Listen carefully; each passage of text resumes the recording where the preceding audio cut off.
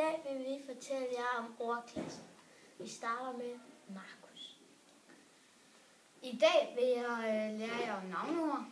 Et navneord er en ting, og man skal have en og et på bagved, når man starter det.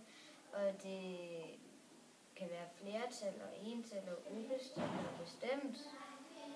Og for eksempel en bil er ubestemt ental. Og man kan også bøje dem.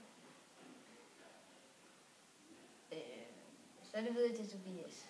Ja. Hej, jeg vil gerne fortælle jer om udsagnsord. Udsagnsord er noget, man kan sætte jeg og at foran. Der er også noget, der hedder nutid og datid. Og nutid, det er noget, at man gør nu. For eksempel, jeg hopper. Og datid, det er for eksempel noget, man gjorde i går. Jeg hoppede.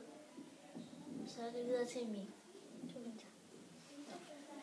Jeg skal lære jer om tillægsord. Det er noget, hvor man kan være høj og som en høj mand. Og så er det, at man kan bøje ordene ved at for eksempel sige glad, glader og gladest. Han der, han er glad, han er gladere, og jeg er gladest. Og så bestemmer man til med forsikring, for eksempel sige rød bil.